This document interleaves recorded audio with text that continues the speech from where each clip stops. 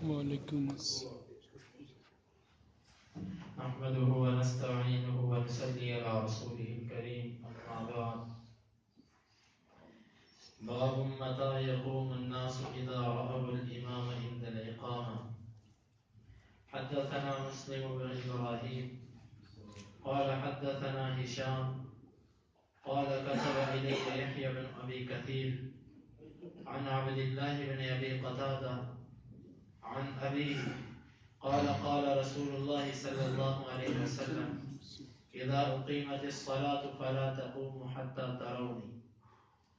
یہ باب ہے لوگ کب کھڑے ہوں گے جب وہ امام کو دیکھ لیں اقامت کے وقت. امام بخاری فرماتے ہیں کہ ہمیں بیان کیا مسلم بن ابراہیم نے، وہ کہتے ہیں ہمیں بیان کیا ہشام نے، وہ کہتے ہیں کہ میری طرف یحییٰ بن ابی کثیر نے یہ حدیث لکھی کہ وہ عبداللہ بن ابو قتادہ سے، اور وہ ابو قتادہ سے روایت کرتے ہیں. وہ کہتے ہیں کہ رسول اللہ صلی اللہ علیہ وآلہ وسلم نے فرمایا اذا اقیمت الصلاۃ، جب نماز کی اقامت کہہ دی جائے، فلا تقوموا حتى ترونی، بس تم نہ کھڑے ہو یہاں تک کہ تم مجھے دیکھو.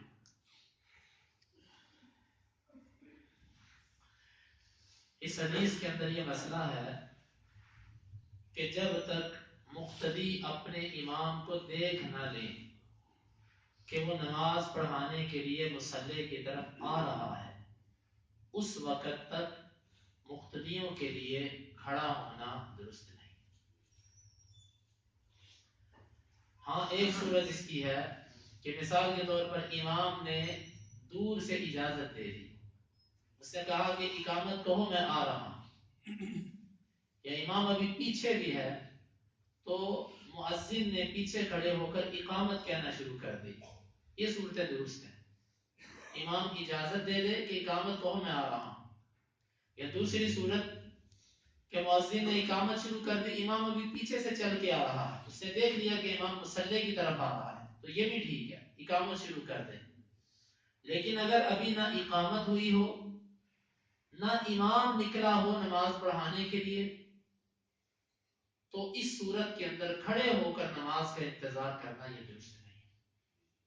عام طور پر ایسے ہوتا ہے کہ ہمارے پاس بھائی وہ نماز کھڑی ہونے سے 2 منٹ 3 منٹ پہلے آتے ہیں، اور حدیث کے اندر آتا ہے کہ آپ صلی اللہ علیہ وسلم نے فرمایا اذا دخل احدكم المسجد فلا يجلس حتى يصلي ركعتين، جب تم میں سے کوئی ایک مسجد میں داخل ہو تو جب تک وہ 2 رکعتیں نہ پڑھ لیں نہ بیٹھے.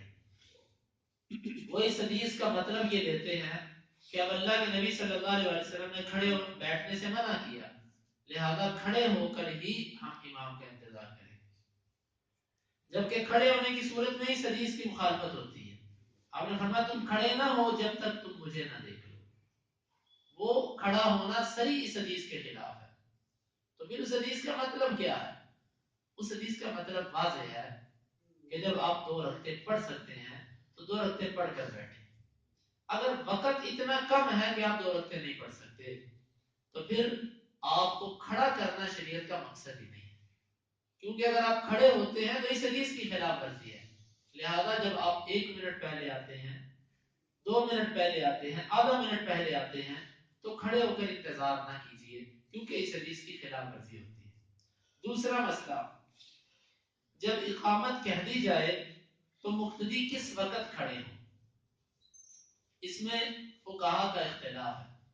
بعض کہتے ہیں کہ جب مؤذن اقامت شروع کرے اللہ اکبر تو سب پر کھڑا ہو جانا واجب ہو جاتا ہے. بعض کہتے ہیں کہ جب مؤذن حی علی الصلاۃ پر پہنچے تو پھر کھڑے ہونا ہے. اور بعض کہتے ہیں کہ جب مؤذن اقامت پوری کر دے پھر کھڑے ہونا ہے. امام مالک رحمۃ اللہ علیہ کی بات بہت اچھی ہے. وہ کہتے ہیں کہ میں خیال کرتا ہوں اس میں لوگوں کے لیے توسع ہے، اس میں وسعت ہے لوگوں کے لیے. جب وہ کھڑے ہونے میں ان کو آسانی ہو وہ کھڑے ہو جائے. کھڑے ہونے کا اختیار اس وقت سے شروع ہو گیا جب امام مصلی کی طرف بڑھنا شروع ہو گیا، یا جب اقامت شروع ہو گئی. اب کوئی بوڑھا آدمی ہے، اس کو کھڑے ہوتے ہوتے کچھ ٹائم لگتا ہے، نوجوان آدمی فوراً کھڑا ہو جاتا ہے.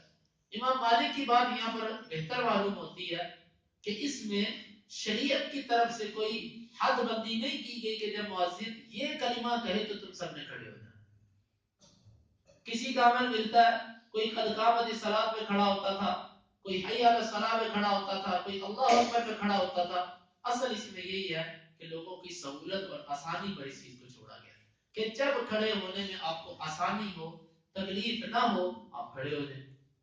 सब के सब जब देख रहे हैं इमाम आ रहा है, अभी इकामत ना भी शुरू हुई हो तो इमाम को देख कर खड़ा हो जा सकता है, क्योंकि अल्लाह के नबी ने फरमाया जब तक मुझे ना देख लो खड़े ना हो।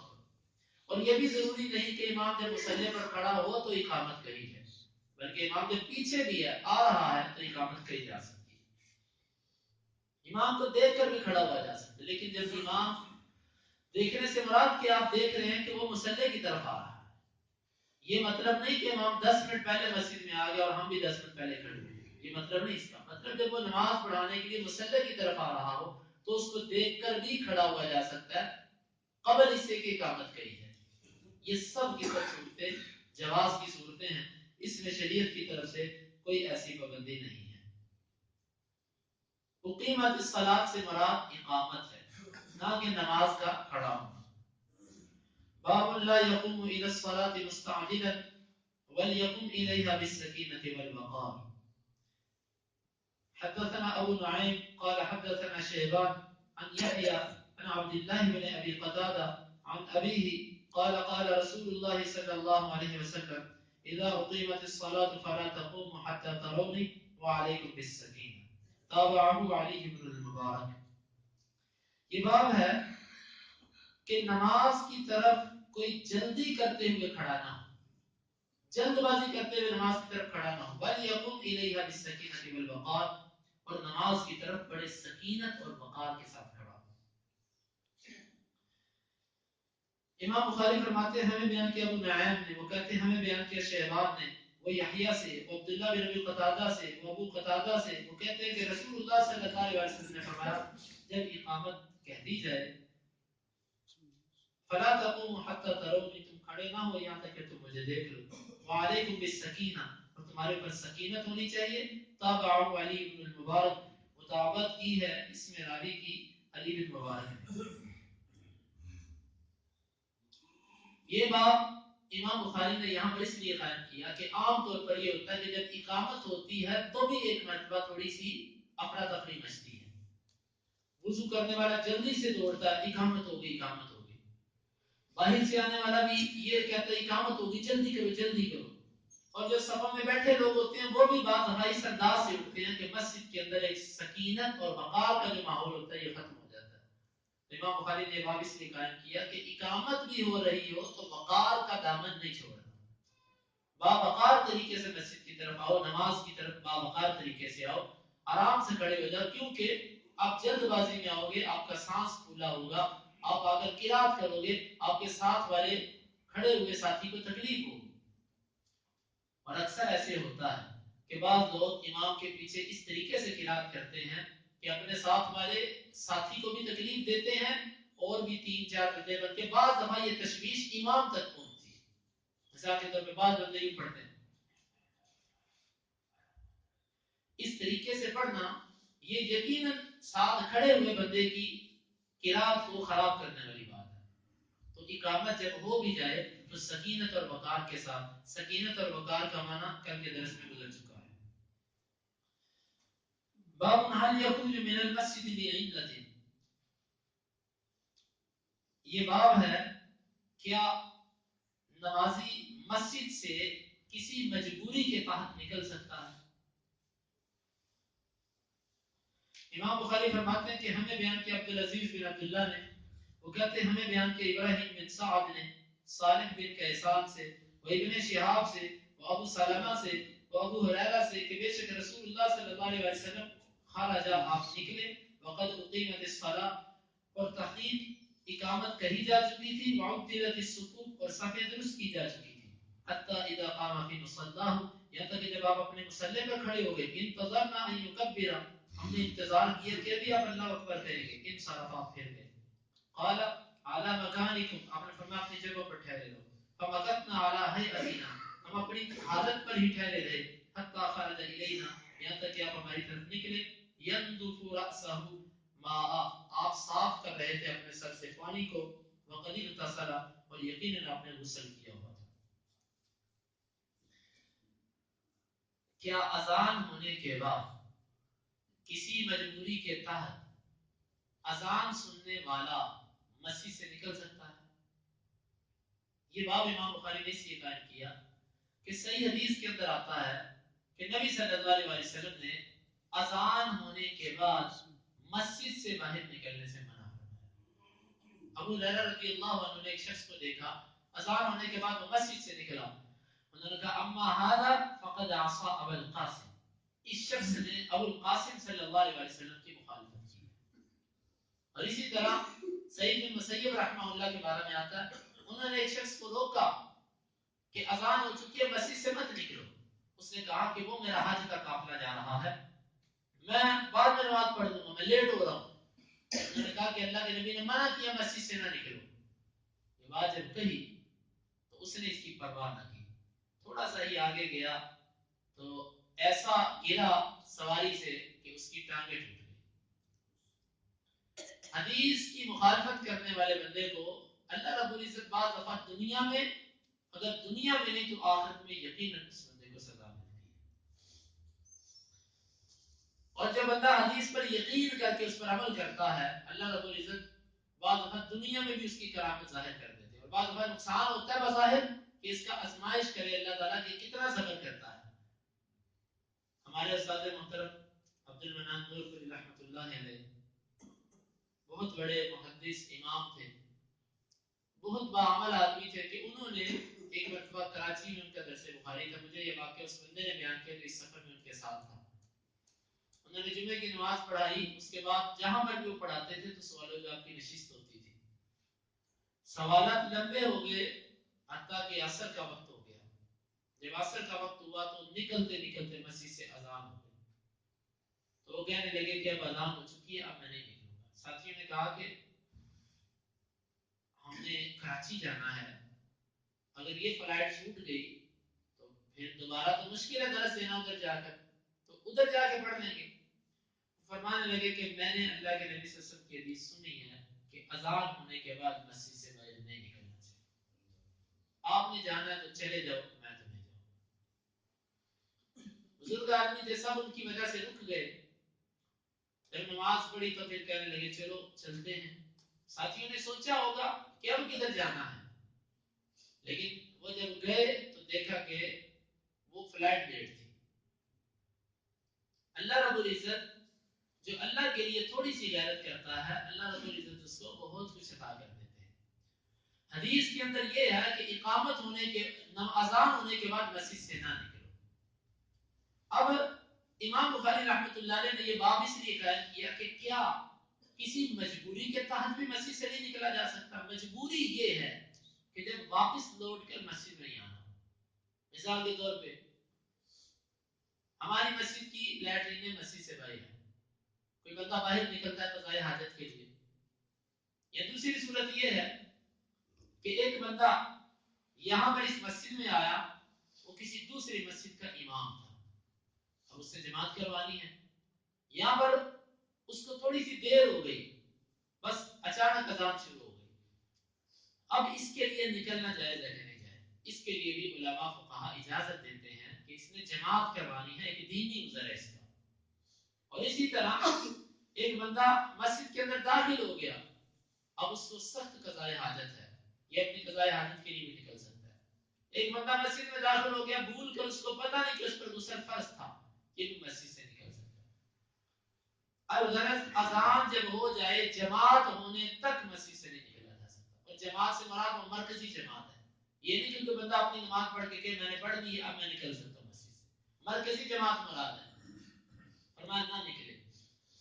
چند صورتیں جو ہے نکلنے کی وہ میں نے آپ کو بیان کر دی۔ یہ حدیث اس طرح ہے کہ ایک مرتبہ نبی صلی اللہ علیہ وسلم تشریف لائے، اقامت کہی گئی، صفیں درست کی گئی، تو آپ صلی اللہ علیہ وسلم مصلی پر بھی کھڑے ہو گئے، اقامت ختم ہو گئی، صحابہ انتظار کر رہے تھے کہ ابھی نبی صلی اللہ علیہ وسلم اللہ اکبر کہیں گے، لیکن آپ نے اللہ اکبر نہیں کہا، بلکہ مصلی سے ہٹ کر اپنے گھر داخل ہو گئے۔ جب گھر داخل ہوئے تو صحابہ نے آپ صحابہ کو جاتے ہوئے یہ کہہ گئے اعلیٰ مکانکم، اپنی جگہوں پر ٹھہرے ہو. صحابہ اسی طرح ٹھہرے رہے، اسی طرح کھڑے رہے جس طرح آپ صلی اللہ علیہ وسلم نے ان کو حکم دیا تھا. جب آپ صلی اللہ علیہ وسلم تشریف لائے تو اپنے سر سے پانی کو صاف کر رہے تھے، چونکہ آپ نے غسل کیا ہوا تھا. اور دوسری جگہ پر وضاحت ہے کہ غسل جنابت تھا. آپ صلی اللہ علیہ وسلم میں بھول گیا تھا، میرے اوپر غسل جنابت تھا. یہاں سے چند باتیں معلوم ہیں. ایک تو امام بخاری کا استدلال کہ ضرورت کے وقت مسجد سے نکلا جا سکتا ہے جب واپس مسجد میں آنا ہو تو. دوسری بات، انبیاء بھی بھول جاتے ہیں. نبی صلی اللہ علیہ وسلم غسل جنابت سے آپ بھول گئے. انبیاء کا بھول جانا کیونکہ وہ بشر تھے، یہ ان کی کوئی توہین نہیں ہے. یا ہم جو کہتے ہیں کہ نبی بھولے ہیں، ہم نعوذ باللہ نبی کی شان میں کمی کرنے کے لیے یہ بات نہیں کہتے. ہم یہ بات اس لیے کہتے ہیں کہ نبی اور اللہ میں فرق ہونا چاہیے. نبی نبی ہوتا ہے اور اللہ کی ذات ہوتی ہے. اللہ کو بھول نہیں ہوتا. وما کان ربک نسیا، اللہ نہیں بھولتا، اللہ کے سوا ہر کوئی بھول جاتا ہے. نبی صلی اللہ علیہ وسلم بھولے. تیسری بات یہ معلوم ہوئی کہ غسل جنابت فوری کرنا لازم نہیں ہوتا. مثال کے طور پہ جب بندہ جنبی ہوا، لازم نہیں کہ اسی وقت ہی وہ غسل جنابت کر لے. کیوں؟ اگر نبی صلی اللہ علیہ وسلم اسی وقت لازم ہوتا تو یہ نوبت کیوں آتی؟ نوبت کیوں آتی؟ غسل جنابت میں وقفہ دیا جا سکتا ہے، لیکن یہاں تک وقفہ نہیں دینا کہ نماز کا وقت گزر جائے. اگر نماز کا وقت گزر گیا اور آپ نے غسل نہیں کیا پھر آپ گزرے ہیں. جواز یہاں تک ہے کہ نماز کے وقت تک، رات کو صبح فجر کی نماز تک رک سکتے، فجر کے بعد ظہر کی نماز تک، ظہر کے بعد عصر، نماز کا وقت اس میں گزرنے نہ پائے. یہ بات بھی اس سے معلوم ہے. چوتھی بات یہ معلوم ہوئی، اقامت کے بعد اقامت اور جماعت کے درمیان وقفہ آ سکتا ہے. جس طرح کہ یہاں پر اقامت کہہ دی گئی، آپ صلی اللہ علیہ وسلم گھر گئے، غسل کر کے آئے، دوبارہ آپ نے نماز پڑھائی لیکن دوبارہ اقامت نہیں کہی گئی. اقامت اور نماز کے درمیان وقفہ آ سکتا ہے، باتیں بھی ہو سکتی ہیں. جس طرح کہ حدیث کے اندر آتا ہے، اقامت ہوئی، ایک عورت آئی، وہ ذرا ذہنی توازن اس کا کمزور تھا. اس نے نبی صلی اللہ علیہ وسلم سے کہا میں نے آپ سے کوئی بات کرنی ہے. آپ نے فرمایا ٹھیک. نبی صلی اللہ علیہ وسلم سائڈ پہ چلے گئے، اس کی ساری بات توجہ سے آپ نے سنی. تو امام اقامت کے بعد بھی اگر کوئی عارضہ لاحق ہو جائے، کسی سے بات کر سکتا ہے، گفتگو کر سکتا ہے، وقفہ آ سکتا ہے. اور یہ بات بھی معلوم ہوئی کہ جو لوگ کہتے ہیں جو مسجد کے اندر سویا ہو جنبی آدمی، اگر سوئے سوئے اس کو احتلام ہو جائے تو مسجد سے نکلنے سے پہلے وہ فوری طور پر اٹھتی زمین پر ہاتھ مارے، ایسے پہلے تیمم کرے اور پھر پاکی کی حالت میں مسجد سے نکلے. یہ مسئلہ بھی لوگوں کا تکلف والا مسئلہ ہے، کیونکہ اب نبی صلی اللہ علیہ وسلم مسجد میں آئے ہیں، آپ کو یاد آیا تو آپ اسی وقت نکل گئے، آپ نے تیمم نہیں کیا. لہذا اگر کوئی رات مسجد میں سویا ہو، اس کو احتلام ہو جائے تو اس کو ویسے ہی مسجد سے فی الفور باہر نکل جانا چاہیے. اور یہ بات بھی معلوم ہوئی کہ جب یاد آئے اسی وقت نکل جانا چاہیے. شرم، لوگوں سے ہچکچاہٹ، یہ اللہ کے معاملے میں نہیں ہونی چاہیے. نبی صلی اللہ علیہ وسلم نے یہ نہیں سوچا کہ لوگ کیا کہیں گے. آپ نے اس چیز میں اللہ کے معاملے میں کسی سے نہیں ڈرتے تھے. لا یخافون لومۃ لائم. بعض لوگ ایسے ہوتے ہیں کہ نماز میں ان کا وضو ٹوٹ جاتا ہے، لیکن وہ شرم کی وجہ سے کہ لوگ کیا کہیں گے، لوگ کیا کہیں گے، وہی شرم کی وجہ سے نماز پڑھتے رہتے ہیں. حالانکہ علماء نے لکھا کہ وضو ٹوٹنے کے بعد جو بندہ نماز پڑھتا رہتا ہے یہ شریعت کے ساتھ اور نماز کے ساتھ مذاق کر رہا ہے. بالکل غلط ہے، ایسے نہیں کرنا چاہیے. تو جب یاد آئے انسان کو، لوگوں کی ملامت کا اعتبار کیے بغیر ہی وہ نکل جائے. اور یہ بات بھی اس سے معلوم ہوئی کہ عام حالات میں کھڑے ہو کر امام کا انتظار کرنا درست نہیں، لیکن جب اقامت ہو جائے، امام مصلی پر کھڑا ہو، پھر اس کو کسی ضرورت کے تحت باہر نکلنا پڑے اور وہ آپ کو کہہ جائے کہ اپنی جگہ پر کھڑے رہو، تو آپ کھڑے رہ کر امام کا اس صورت میں انتظار کر سکتے ہیں. اس صورت میں کھڑے رہ کر امام کا انتظار ہو سکتا ہے. اس کے علاوہ امام کا کھڑے ہو کر انتظار نہیں کیا جا سکتا. نبی صلی اللہ علیہ وسلم نے غسل کیا. یہ بھی معلوم ہوئی بات کہ بعض لوگ کہتے ہیں، ان کی فقہ کا مسئلہ ہے کہ مائع مستعمل، استعمال شدہ پانی پاک نہیں ہوتا، اسی لیے بعض لوگوں نے وضو خانے مسجد سے باہر بنائے ہوتے ہیں. وہ کہتے ہیں یہ جو قطرات گرتے ہیں جسم سے یہ نجس ہوتے ہیں، یہ پاک نہیں ہوتے، یہ بھی ان کا اپنا بنایا ہوا مسئلہ ہے۔ نبی صلی اللہ علیہ وسلم مسجد میں آ رہے تھے اور ایسے اپنے سر سے پانی کو صاف کر رہے تھے، مسجد کے اندر اس کے قطرات بھی گرے ہوں گے، یہ کیسے ممکن ہے ایک بندہ یوں اپنے سر کو صاف کر رہا ہے اور پانی کے قطرے نیچے نہ گرے؟ اور وہ استعمال شدہ پانی پاک ہوتا ہے کیونکہ مومن پاک ہے۔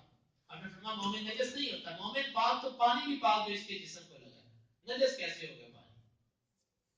تو یہ مسائل تمام کے تمام اس حدیث سے معلوم ہوئے، اور یہ بھی بات معلوم ہوئی کہ صفوں کو درست کروانا بھی امام کی ذمہ داری ہے، اس پر عمل ہمارے ہاں نہیں ہوتا۔ صفیں درست نہیں کروائی جاتی، اقامت کہی جاتی ہے اور فوری طور پر جماعت کھڑی کروا دی جاتی ہے، صفیں نہیں درست کروائی جاتی، حالانکہ نبی صلی اللہ علیہ وسلم کا مسنون عمل تھا کہ آپ صفوں کو درست کروایا کرتے تھے، آپ دیکھا کرتے تھے صفیں درست ہوئی ہیں کہ نہیں۔ اللہ تعالیٰ ہمیں بھی اس پر عمل کی توفیق عطا فرمائے۔ اگلی حدیث بھی یہی ہے، باب اذا قال الامام مکانۃ حتى نرجع انتظروا، یہ باب ہے کہ جب امام یہ بات کہے اپنی جگہ پر ٹھہرے رہو یہاں تک کہ میں لوٹ آؤں، انتظروا تو تم اس کا انتظار کرو، انتظروا اس کا انتظار کریں گے۔ امام بخاری فرماتے ہیں ہمیں بیان کیا اسحاق نے، وہ کہتے ہیں ہمیں بیان کیا محمد بن یوسف نے، وہ کہتے ہیں ہمیں بیان کیا اوزاعی نے زہری سے، وہ ابو سلمہ بن عبد الرحمن سے، وہ ابو ہریرہ سے، وہ کہتے ہیں کہ اقیمت الصلاۃ، اقامت کہہ دی گئی، فصف الناس صفوفهم، لوگوں نے اپنی صفوں کو درست کیا، فخرج رسول اللہ صلی اللہ علیہ وسلم، رسول اللہ صلی اللہ علیہ وسلم نکلے، فتقدم، پس آپ آگے بڑھے، وهو جنوب، اس حال میں کہ آپ جنبی تھے، فقال علی مکانکم، آپ نے فرمایا اپنی جگہ پر ٹھہرے رہو، فرجع، پس آپ لوٹے، فاغتسل، پس آپ نے غسل کیا، ثم خرج، پھر آپ نکلے، ورأسه يقطر ماء، آپ کا سر جو تھا وہ پانی کے قطرے گرا رہا تھا، فصلی بهم، پس آپ نے اسی حالت میں ان کو نماز پڑھائی۔ یہ بات بھی معلوم ہے کہ اقامت کے بعد اگر امام کسی جائز ضرورت کے تحت وہ رک جائے تو اس پر مقتدیوں کو اعتراض نہیں کرنا چاہیے، یہ کیا بھائی اقامت ہو چکی ہے، امام صاحب نکل گئے مصلی سے غائب ہو گئے یا فلاں ہو گیا، ضرورت کے تحت ایسی مجبوری کے تحت ایسا کیا جا سکتا ہے۔ اللہ رب العزت سے دعا ہے کہ اللہ تعالیٰ کتاب و سنت کو سمجھنے کی اور اس پر عمل کی توفیق عطا فرمائے۔